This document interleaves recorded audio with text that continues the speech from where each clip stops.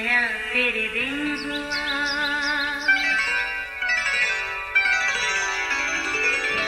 नया फिर दिन हुआ, पुरानी रात का करे सो शुक्र हम खुदा की जात का, खुदा की जात का नया फिर दिन हुआ।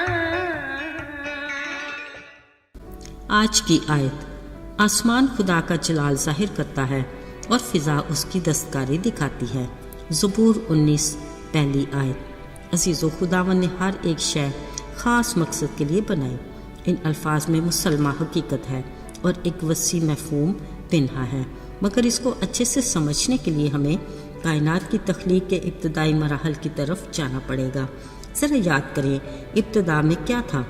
जी हाँ, चार सू पानी ही पानी और अंधेरा। खालिक के हुक्म से रोशनी वजूद में आई, फिर उसने रोशनी को दिन कहा और अंधेरा रात कहलाया, मतलब दिन रात वजूद में आए। फिर फिजा बनी, पानी दरिया और समुद्र तक महदूद हुए और खुश्क ज़मीन उभरी। इस ज़मीन पर तरह तरह के बीजदार फल, सब्जियां, बेल बूटे नमूदार हुए। पानी ने भी खालिक के हुक्म से अपने अंदर हर तरह की मखलूक को जन्म दिया। फिजा हर तरह के परिंदों से भर गई और ज़मीन पर भी हर तरह का जानदार और रेंगने वाला कीड़ा वजूद में आया। मिट्टी के तोदे पहाड़ों की सूरत में अपनी तमाम तार कुदरती मादनियात समेटे वजूद में आ गए। फिर सूरज, चांद, सितारे ज़मानों और वक्तों की सलाहियत समेत अपनी अपनी जगह मुरतब हुए। और फिर खालिक खुदा ने बनी नौ इंसान को सोचने, समझने, देखने, चखने, खाने और सुनने की तमाम तर सलाहियतों के साथ तख्लीक किया। अजीज़ों, अब अगर हम जी शऊर इंसान खालिक खुदा की हर तख्लीक का बगौर जायज़ा लें तो हमें अच्छे से अंदाज़ा होगा कि खुदा ने हर एक चीज़ को एक ख़ास मकसद के लिए बनाया है। ये सब कुछ खुदा के लिए है, उसी की तरफ से है और उसी की कुदरत से ज़िंदा रहती है और उसी के जलाल के लिए भी है। यानी कायनात का असल और कतई मकसद खालिक खुदा का जलाल ज़ाहिर करना है। इसमें हम बनिनो इंसान भी शामिल हैं। अब यहाँ यकीनन हमारी सोच में ये सवाल आएगा कि खुदा का जलाल है क्या? बिलाशुबा खुदा की ज़ात इलाही, उसकी शान और शौकत, उसकी कुदरत का अमली इजहार, उसकी हजूरी, नेकी और फजीलत और उसकी सारी अज़ली सफ़ात, ये सब कुछ उसका जलाल है। याद रहे, खालिक की तख्लीक की हर शय से उसका जलाल मुनक्कस होता है। छोटे ज़र्रे से वसी व अरीस कहकशां तक, हर रोज़ तलू और ग़रूब होता आफ़ताब, सितारों से लेकर तूफ़ानों और मौसमों तक उसका जलाल नज़र आता है। वो ऐसा खुदा है जो हुस्न और ख़ूबसूरती से मोहब्बत करता है। उसकी ज़ात में नज़्म व ज़ब्त, हिकमत और दानिश पोशीदा है। ज़बूर नवीस दाऊद ने उसके जलाल को अपने आसपास महसूस किया और कहा, आसमान खुदा का जलाल ज़ाहिर करता है और फ़ज़ा उसकी दस्तकारी दिखाती है। अज़ीज़ो, कादिर खुदा अपने जलाल को मुख्तलिफ़ शक्लों से ज़ाहिर करता है।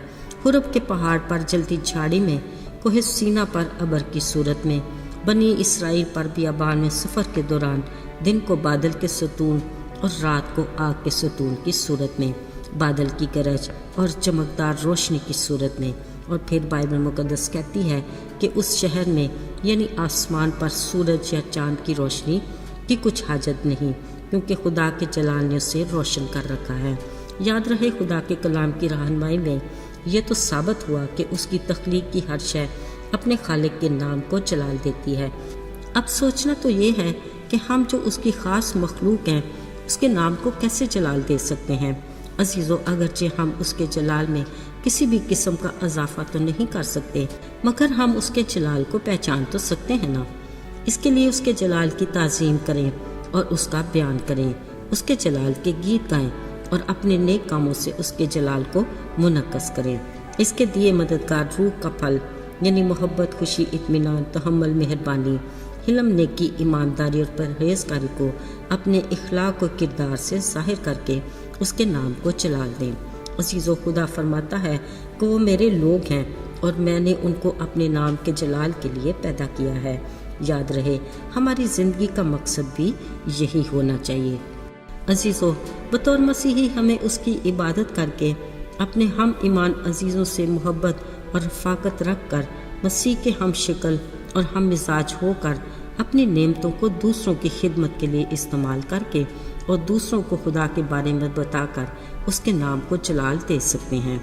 دعا ہے خدا ہمیں اس ذمہ داری کو سر انجام دینے میں ہماری مدد کرے، آمین۔ آئیے دعا کریں۔ اے قادر مطلق آسمانی باپ، ہم تیرے شکر گزار ہیں کہ تو نے ہمارے لیے اس خوبصورت جہان کو بنایا اور ہماری خوشی اور فائدے کے لیے ہر شے کو تخلیق کیا۔ توفیق عطا کر کہ ہم اپنی زندگی سے تیرے نام کو جلال دینے کے لائق ہوں، یسوع کے فتح مند اور جلالی نام میں، آمین۔